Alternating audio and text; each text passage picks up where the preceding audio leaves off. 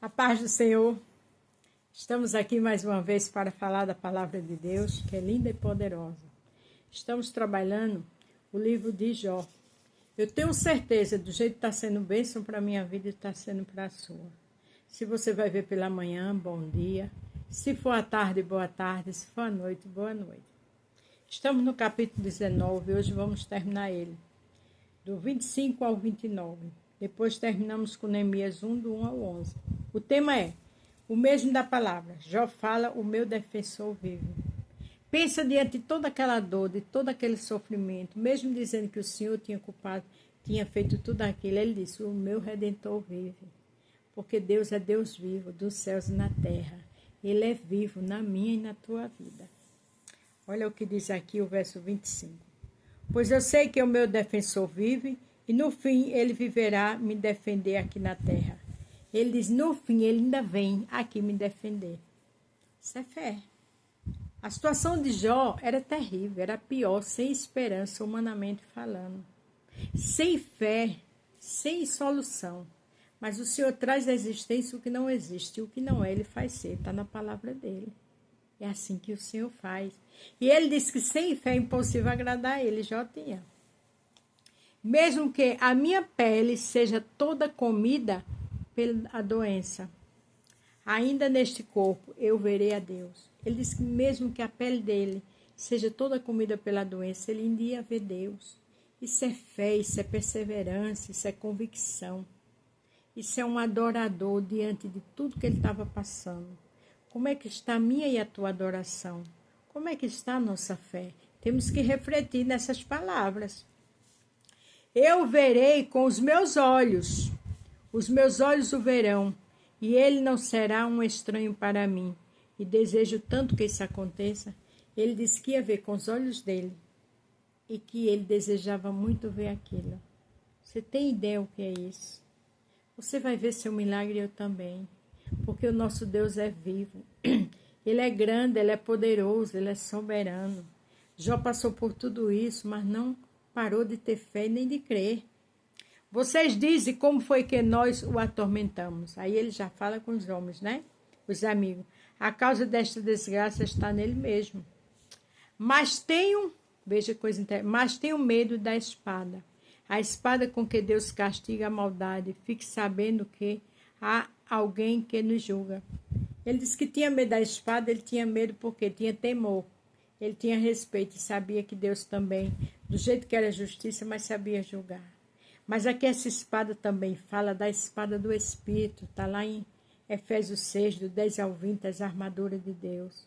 Essa espada do Espírito é que eu e você tem que tomar fé, tem que tomar posse, tem que entender que ele foi, que ele é e será sempre. Então, quando a gente tem por certo a espada do Espírito, que é a palavra de Deus, o escudo da fé, o qual apaga todo dado inflamado do maligno. Está sem fé, Senhor, me dá o escudo da fé e apaga todo dado inflamado do maligno, da minha falta de fé, do meu medo, da minha dor, da minha tristeza. E o Senhor escuta, porque Ele é bom. Agora a gente vai falar em Neemias. Neemias teve atitudes como Jó teve. Apesar que Neemias não estava na mesma posição de Jó de sofrimento. Mas os seus entes queridos, a sua cidade estava destruída. E Neemias primeiro se preocupa em perguntar aos seus entes queridos, aqueles que vieram visitar ele, como estava a cidade de Jerusalém. Como estavam os seus entes queridos depois de toda a escravidão que eles tinham passado. Olha que história linda. Está aqui em Neemias 1, do 1 ao 11. Esta é a história de Neemias, filho de Acalias, no mês de Quisleu, no ano 20 do reinado de Artaxerxes, rei da Pérsia. Eu, que me chamo Neemias, estava em Suzã, capital do país. Os amigos dele, as famílias deles, antepassados deles, os que não tinham morrido, estavam na cidade de Jerusalém, em total ruína. Mas ele estava como copeiro do rei. Hoje, copa é um simples copeiro ou copeira. Naquela época, não. Era um cargo de confiança. E ele era copeiro do rei, da autoridade máxima daquele país. Enquanto o povo sofria, ele estava ali. Sabe por quê? Eu creio que ele era um homem fiel a Deus. Porque ele estava numa posição de livramento, num lugar confortável. Anani, um dos meus irmãos, chegou de Judá com um grupo de outros judeus. Então eu pedi notícia da cidade de Jerusalém e dos judeus que havia voltado do cativeiro da Babilônia. Seus irmãos vieram visitar. Ele agora queria saber como estava a cidade. Ele estava numa zona de conforto, mas ele não era acomodado.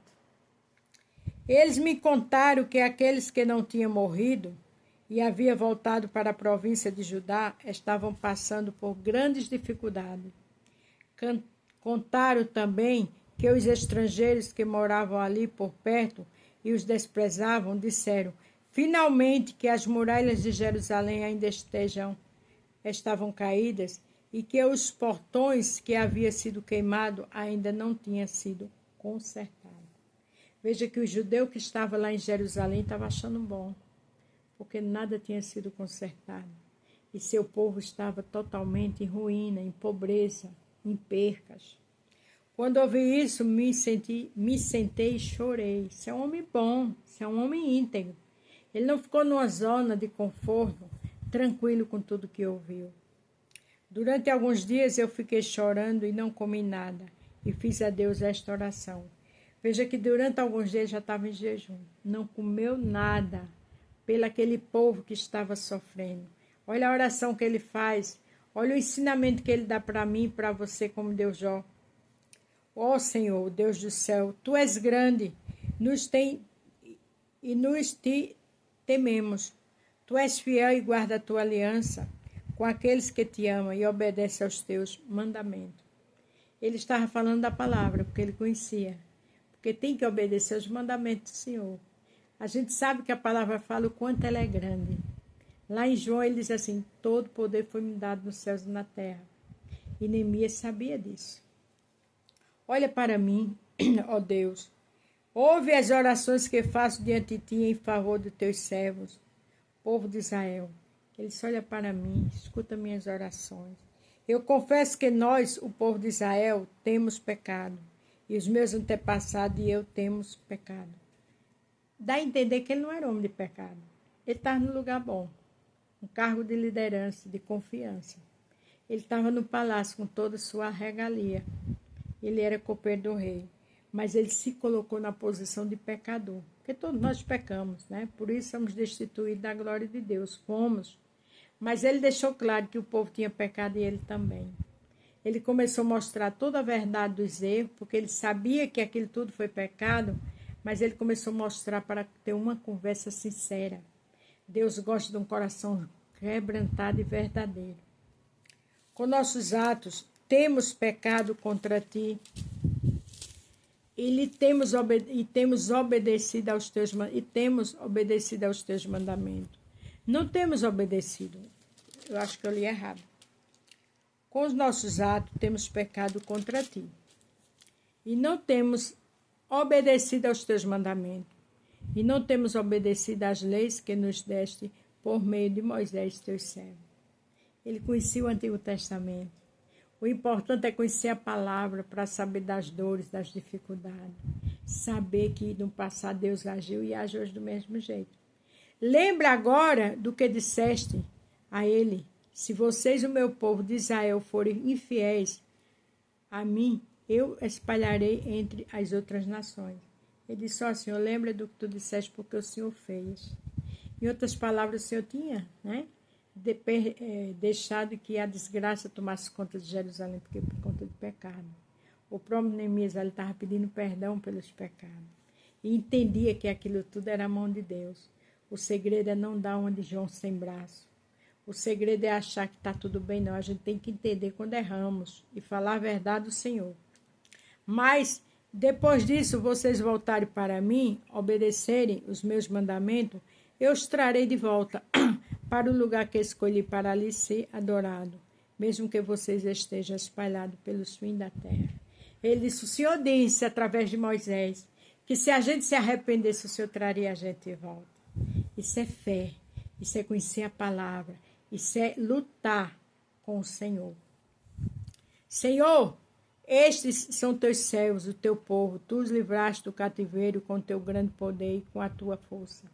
Ele fala de quando Deus tirou o povo através de Moisés. Só, Senhor, nós somos teu povo, mesmo com todas essas falhas.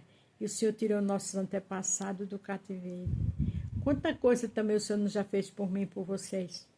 Mas a gente só quer vitória, a gente quando está numa agonia só quer sair do deserto, né? Mas a gente tem que lembrar dos livramentos que ele já deu, das bênçãos que ele já deu a nós. Temos que ter esse coração grato e verdadeiro como Neemias.